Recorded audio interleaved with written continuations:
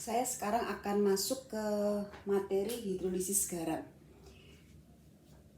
Hidro ini artinya air, lisis penguraian. Jadi hidrolisis garam itu adalah penguraian oleh air. Kita memakai konsep hidrolisis garam ini untuk apa? Yaitu untuk mencari pH garam. Nah, kita tahu bahwa garam itu terdiri dari kation dan anion.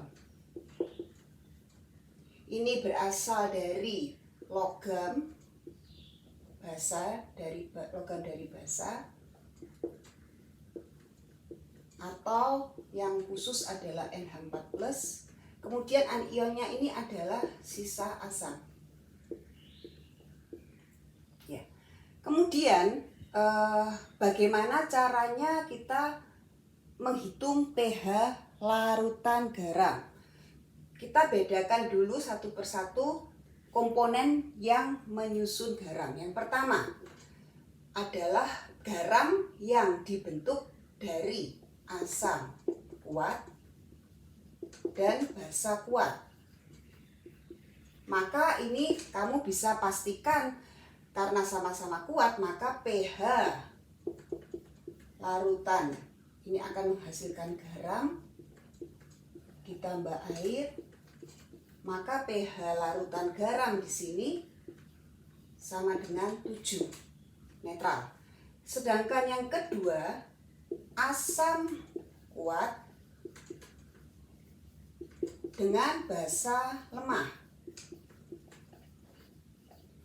Karena di sini yang lemah basa, maka nantinya pH larutan garam yang dihasilkan itu akan lebih kecil dari 7. Ya. Yang ketiga adalah asam lemah dengan basa kuat. Nah, karena basanya yang kuat, maka pH larutan garam yang dihasilkan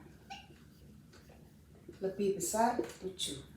Ya, sekarang bagaimana kita menghitungnya pH tadi, kecuali yang nomor 1 ini kita tidak usah menghitung, kita langsung memperoleh 7. Ya.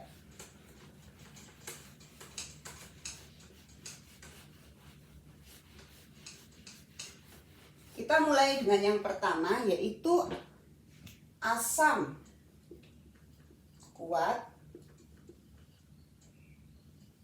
dengan basa lemah.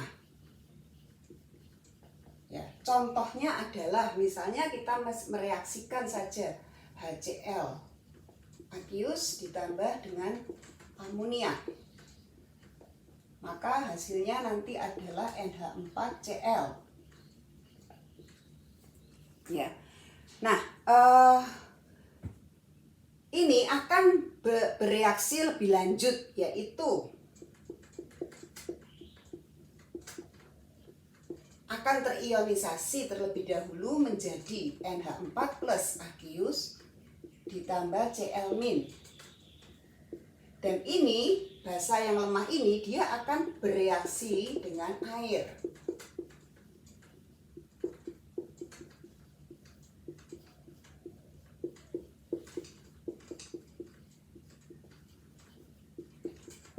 Nah, begini.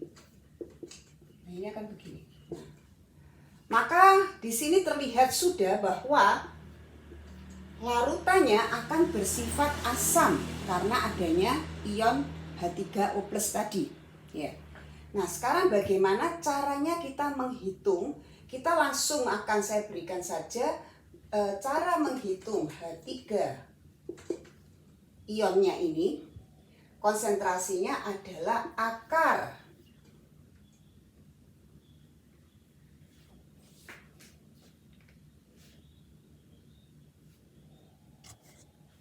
di mana kita akan lihat di sini yang lemah adalah basanya, maka dia akan seperti ini. KW per KB kali konsentrasi yang terhidrolisis, ya, yang terhidrolisis.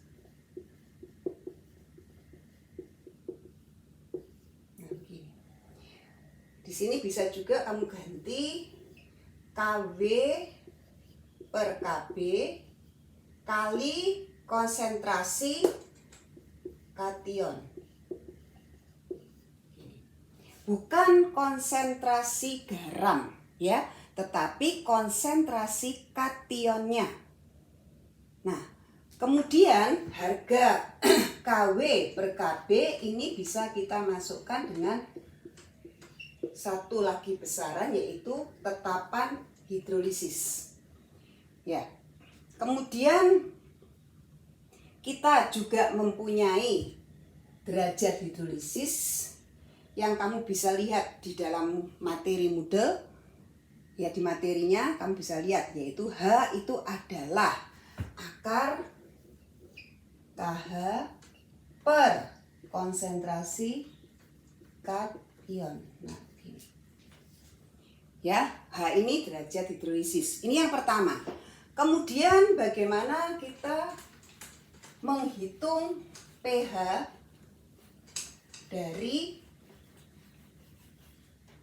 dari asam kuat, asam lemah dengan basa kuat. Nah, ini campuran ini juga akan menghasilkan garam. Ya, ini akan menghasilkan garam juga. Bagaimana caranya? Yaitu kita misalkan saja, kamu pilih misalnya asam lemahnya adalah HCN. Kamu tambah dengan basa kuat. Apa misalnya basa kuatnya? Boleh NaOH begini.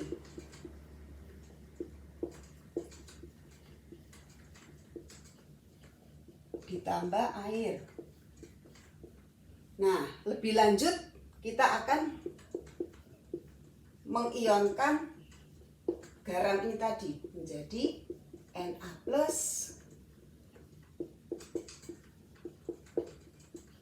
Nah, begini. Ya. Nah, di sini yang lemah adalah asamnya. Maka yang lemah inilah yang akan lanjut bereaksi dengan air menghasilkan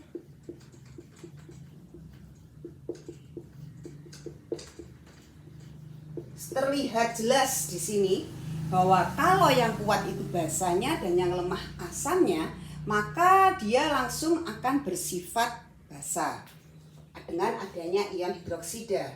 Nah, oleh sebab itu kita akan masuknya begini.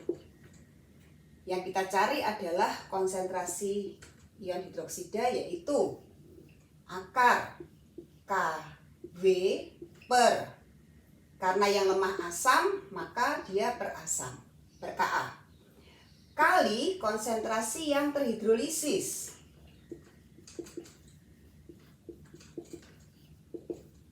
Bisa kamu sebutkan di sini akar Kw per Ka kali konsentrasi anion. Ya, kalau sudah diketahui seperti ini, maka kamu tinggal membuat Kw per Ka kali konsentrasi Cn negatif. Ya. Nah, seperti tadi, maka KH itu adalah Kw per Ka. Ya. H itu adalah akar KH per konsentrasi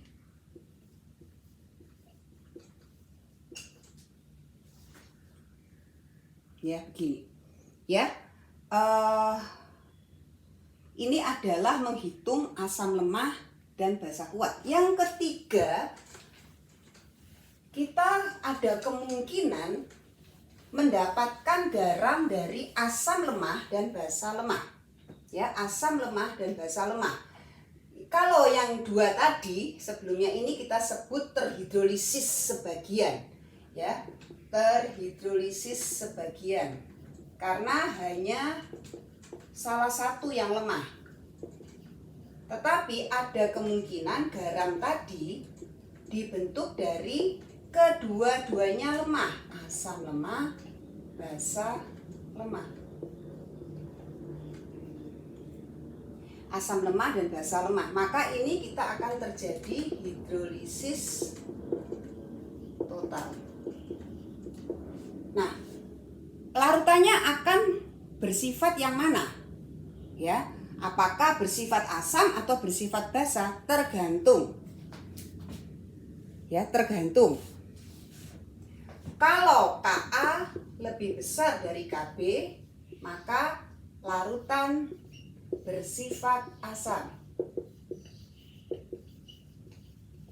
Kalau Kb lebih besar Ka, larutan bersifat basa. Ya, ini tentang hidrolisis.